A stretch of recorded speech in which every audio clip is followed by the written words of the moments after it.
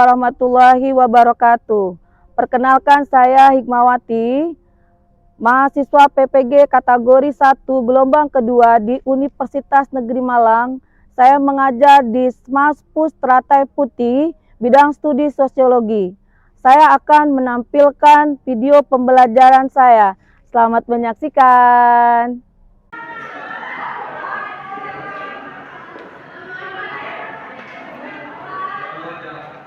Assalamualaikum. Waalaikumsalam.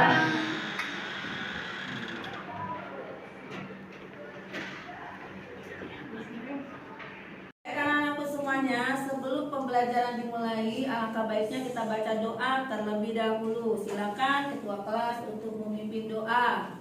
Attention. Ready. Let's pray together. A'udzu billahi minasyaitonir rajim. Bismillahirrahmanirrahim. Rabbi zidni ilma warzuqni fahma. Rabbi shrahli sadri wa yassirli amri wahlul 'uqdatam min lisani yafqahu qawli. Amin. Untuk disebutkan namanya, dimajukan kamu bersuara sesuai dengan hati kamu yang ikhlas. Ya. Anandya, Hadir. Alifa, Saya Bu. Aisyah. Ya, minggu yang lalu kita sudah bicara tentang masalah hubungan sosial. Masih ingat? Hubungan antara individu dengan individu, individu dengan kelompok, kelompok dengan kelompok. Nah, pertanyaan saya sekarang, mengapa kita perlu berhubungan dengan orang lain?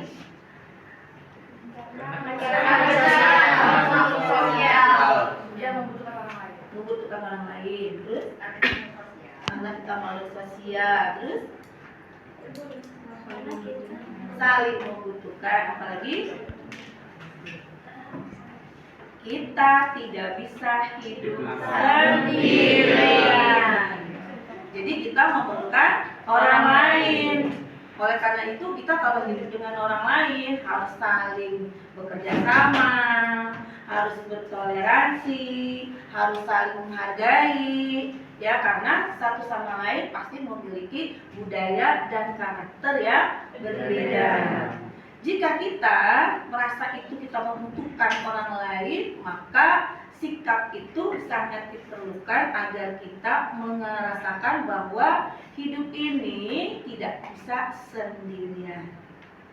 Paham? Paham. Ya, tentang masalah hubungan antara individu dengan individu, antara individu dengan kelompok, antara kelompok dengan kelompok, ya. Kita akan melanjutkan dengan materi berikutnya, yaitu sebuah hakikat dan syarat terjadinya interaksi sosial. Semoga dari pelajaran ini akan sangat bermanfaat buat kalian di dalam menjalankan kehidupan sehari-hari. Karena di dalam hidup itu biasanya ada hal atau kerikil-kerikil kecil, permasalahan-permasalahan yang terjadi yang kadang-kadang kecil menjadi besar. Nah, oleh karena itu nanti di sini kamu akan mempelajarinya, bagaimana kamu bisa bekerja sama dengan orang lain, bisa bertoleransi terhadap orang lain, bermanfaat dalam hidup kalian semuanya.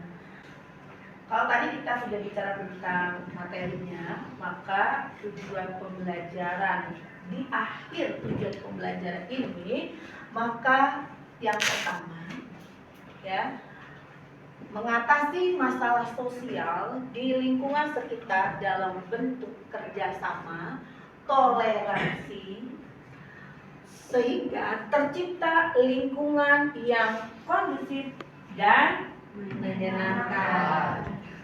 Ya. Yang kedua, mempresentasikan Presentasikan hasil diskusi kelompok di lingkungan sekitar melalui infografis yang telah diselesaikan secara bertahap di depan kelas.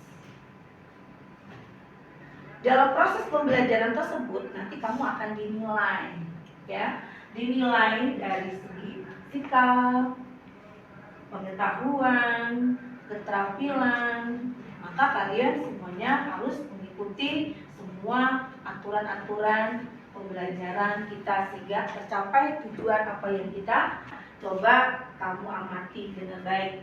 Ini gambar-gambar yang ada di sini, ya. Gambar di sini ada empat kegiatan yang dilakukan di dalam kehidupan kita sehari-hari. Pasti kalian sudah paham dan sudah mengetahui kan, karena ini memang sudah terjadi di dalam kehidupan kalian sehari-hari. Coba lihat gambar pertama. Lingkungan apa? Sekolah. Gambar yang kedua? Keluarga. Gambar yang ketiga? Komunitas. Gambar yang keempat? Masyarakat. Yang terjadi di sekolah itu apa? Oh iya. Kalau masalah itu terjadi, pasti ada solusinya nggak? Ada. Ya, pasti ada solusinya. Nah, terus kemudian bagaimana cara mencari solusinya? Kita memperhatikan kasus-kasusnya tersebut sehingga kita berpikir, kita cari sumber-sumber. Sumber-sumber itu kan tidak mesti dari buku-buku, bisa sumber dari internet. Kamu pegang handphone semua kan? Nah, kamu nggak usah ke perpustakaan, cukup kamu bisa melihat, ya. Atau mungkin jawaban. Biasanya kalau di keluarga masalahnya apa? Berantem sama adik. Tengkar sama adik, kata lagi. Bercerai. Kemudian berikutnya ini komunitas biasanya itu permasalahannya apa ya? Beda pendapat. Kalau bisa dari lingkungan masyarakat biasanya apa yang terjadi? Gampang. Siapa yang tahu?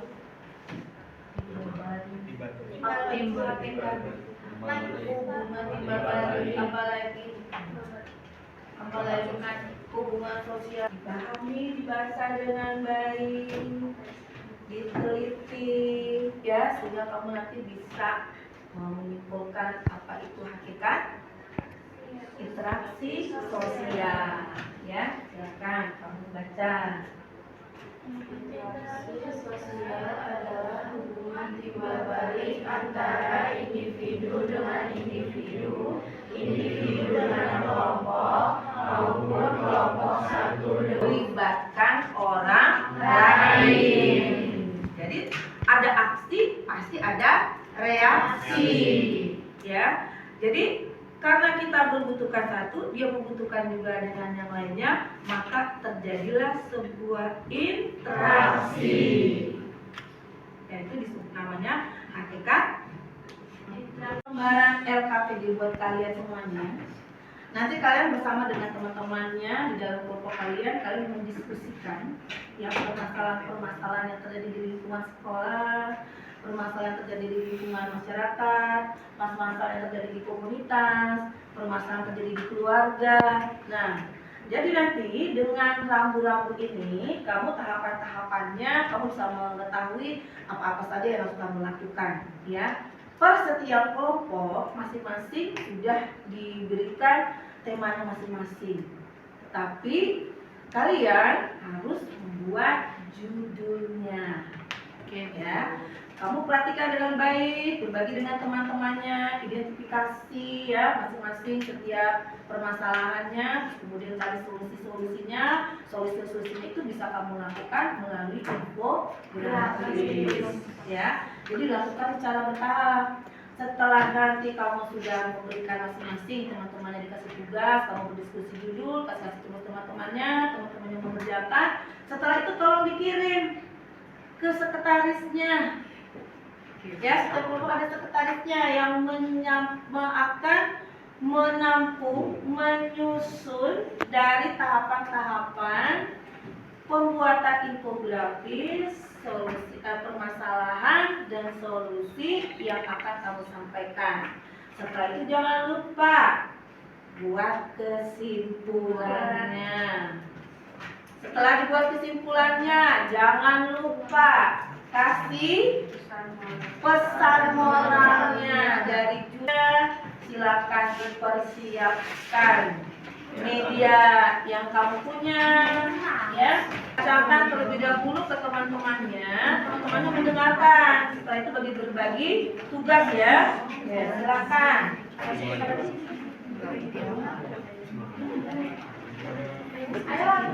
Silakan kamu komunikasikan dengan teman-temannya apa-apa aja yang akan kita harus selesaikan. Oh, itu tempat minumnya disimpan sendiri. Jangan dibawa. Alat tulisnya disediakan, pulpennya disediakan. Itu mejanya bagus banget. Direkam itu.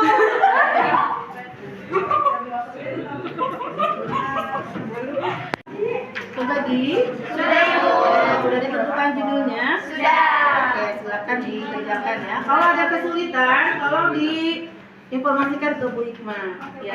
Oke. Ini kelompok ini gimana? Sudah diinfokan? Apa temanya ini tadi? Oh, ujian. Terus buka kanvas sampai desain ya. Ini gue ini.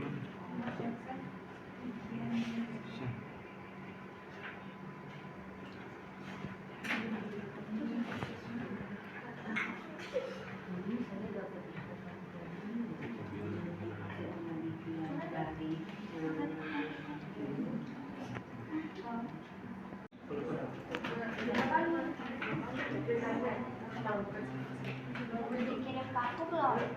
Udah. Oke. Aku tempel ya. Iya.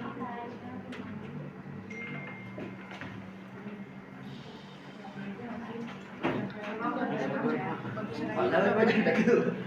Ini kan saja juga belum saya ada ini.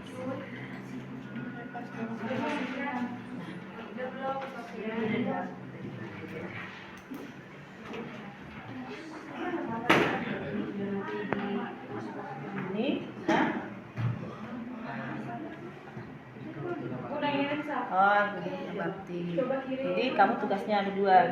Oke, terus kemudian isi dari itu temannya harus paham juga, ya.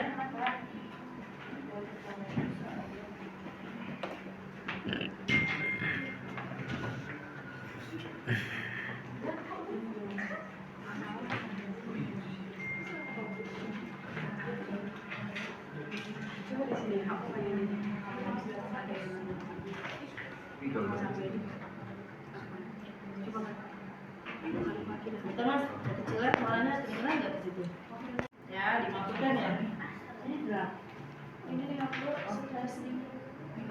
Biasa tuh mengalami beberapa stres. Seperti misalnya 8% tuh gitu. Jadi saya dapat dari info dari mana nih dapatnya? Harus tulis dari www apa? Harus ada data itu kan harus diperoleh.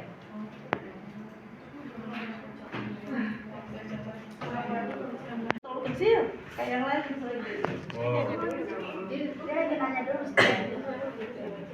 Ini tentang masalah apa? Ujian sekolah. Oh, ujian sekolah. Kenapa kamu ambil tentang ujian sekolah?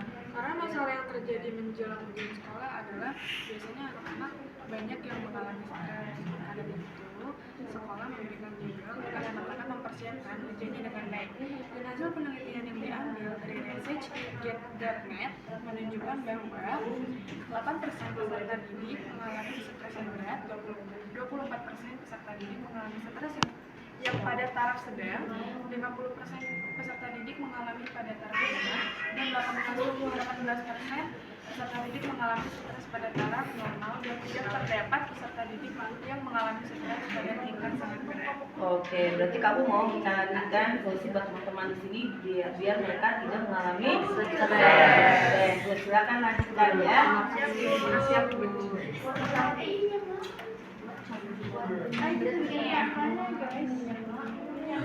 kalau sudah selesai, karena waktunya tadi sudah Ibu Hikmah kasih waktu kamu 20 menit ya, sudah selesai. Dan semuanya sudah dirampungkan, sudah disusun di PPT teman di salah satu temannya ya. Kemudian kalian menunjuk temannya untuk perwakilan untuk mempresentasikan hasil kerja kelompok kalian. Bisa? Bisa. Baik. Sebelum kita mulai untuk presentasi, yuk semuanya lihat ke Ibu Hikmah. Ya kan kamu tadi sudah capek-capek dikit, ya kan? Pusing sedikit. Coba kalau Ibu Hikmah bilang kelompok 1 tepuknya 1. Kelompok 2 berarti tepuknya 2. Kelompok 3 berarti tepuknya 3. Kelompok 4 berarti tepuknya 4. Ibu akan menjadi sembarang perhatikan dengan baik kelompok mana yang akan Ibu mulai. Tapi kita latihan dulu ya. Kelompok 1, kelompok 2, kelompok 3, kelompok 4, kelompok 1, kelompok 4, kelompok 4, kelompok 2, kelompok 3, kelompok 4, kelompok 1, kelompok 2, 3, 1, 2, 4. Oke. Kita akan memulai dari kelompok 1. Waalaikumsalam warahmatullahi wabarakatuh. Kami perwakilan dari kelompok 1 ingin mempresentasikan hasil kerja kelompok kami yang bertema lingkungan sekolah. Berdasarkan hasil diskusi kami, kelompok kami akhirnya memutuskan untuk mengambil judul ujian sekolah. Adapun anggota kelompok kami yaitu saya sendiri, Nikrisha, terus ada Hasna, ada Sheila, ada Francisca, ada Krisna, ada Andika, dan yang terakhir ada Hadi. Jadi mengapa sih kami memilih judul ini? Karena kami lihat banyak terjadi permasalahan dari keluarga sehingga terjadinya miskom Indonesia. Yang contoh permasalahannya adalah ayah dan ibu yang sibuk bekerja dan adik yang sibuk sekolah. Nah, jadi kami akan menyelesaikannya dengan memilih judul rekreasi keluarga. Adapun beberapa tahapan-tahapan yang kami miliki yang telah kami diskusikan, yaitu yang pertama tahap perencanaan rekreasi keluarga. Nah, perencanaannya bisa dituangkan di dalam saat sedang makan bersama, ya seperti makan malam ataupun makan di restoran. Dan jadi situ akan muncul ide-ide tentang rekreasi keluarga tersebut. Nah, selain itu juga bisa disepakati bahwa kapan sih akan terjadi rekreasi keluarga ini, seperti saat sedang libur panjang, ayah dan ibu yang sedang cuti, dan adik yang sedang libur sekolah.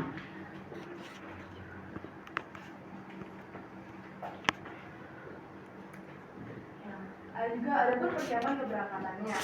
Dan setelah disepakati dan didiskusikan semua, ya kapan ingin berangkatnya, lalu kita harus mempersiapkan barang bawaan yang sudah disepakati dan sudah direncanakan agar tidak ada barang bawaan yang tertinggal saat sudah sampai di lokasi.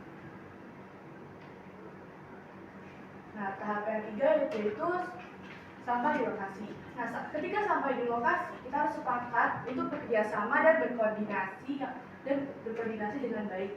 Karena tempat wisata itu umum dan banyak sekali. Demikian dari saya, ada yang ingin bertanya? Aku mau nanya. Bagaimana cara kita bisa fokus belajar untuk ujian tanpa terdistract hal-hal lain yang Baik, saya Hasna dari kelompok 1 izin menjawab. Bagaimana sih caranya biar kita belajar akan fokus tanpa terdistract dengan hal-hal lain? Yang pertama, kita harus evaluasi sejauh mana fokus kita. Jadi biar kita tahu kita tuh sebenarnya bisa sejauh mana sih fokus kita. Terus kedua, hilangkan segala gangguan. Kalau bisa tuh yang merasa mengganggu kita saat belajar itu kita jauhkan dulu. Yang ketiga, batasi fokusmu. Lalu latih fokusmu dengan kegiatan-kegiatan yang positif biar nanti pas belajar tuh fokusnya satu belajar gitu. Yang kelima, kenali gaya belajarmu, karena biasanya kalau udah tahu gaya belajarnya, belajar tuh bisa jadi lebih nyaman. Pesan moral yang dapat kelompok kami sampaikan adalah tetap sampaikan walau hanya sebuah ayat ya. Terima kasih. Baik, anak-anakku semuanya luar biasa ya. Kelompok 3 telah memberikan solusi permasalahan di lingkungan masyarakat, yaitu dengan cara melakukan kegiatan kerja bakti ya. Baik, terima kasih sekali tepuk tangan. Silakan kelompok berikutnya. Tadi diskusi dari kelompok 1, kelompok 2, dan juga kelompok 3 ya. Jadi kita bisa menyimpulkan bahwa di dalam satu kehidupan ini kita perlu adanya kerjasama, perlu adanya toleransi, perlu adanya komunikasi, baik komunikasi itu secara langsung maupun tidak langsung, sehingga tidak terjadi miskomunikasi. Ya, jadi menurut pandangan kamu interaksi sosial yang tidak langsung seperti apa? Mengirimkan pesan lewat WhatsApp atau Instagram ataupun Facebook. Oke, ya. Kalau komunikasi yang langsung seperti apa? Ibu menyampaikan koreksi langsung.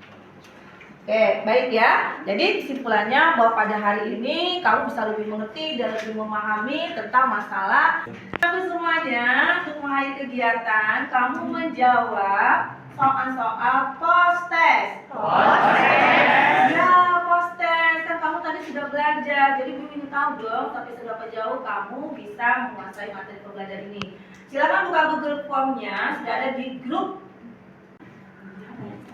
Dijawab ya dengan baik.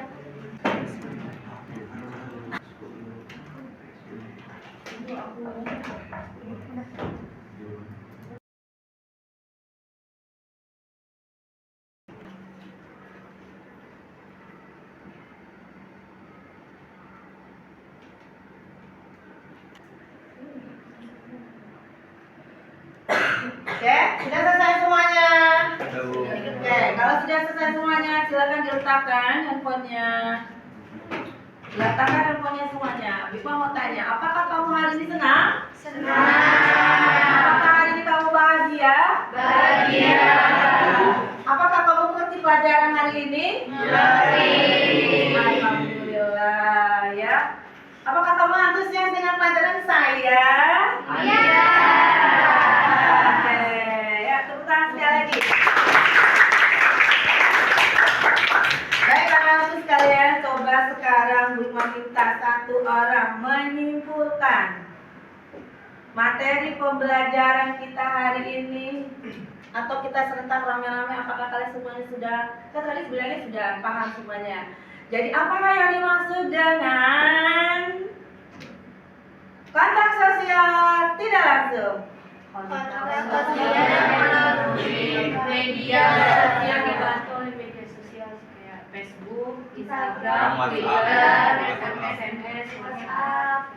Kalau komunikasi yang langsung, ya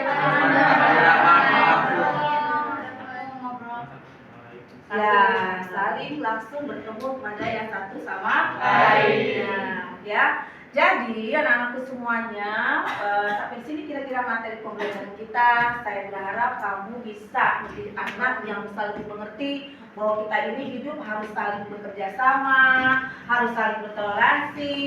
Kalau ada masalah harus bisa diselesaikan, berpikir positif agar apa yang kita lakukan selama ini bermanfaat dalam hidup kita.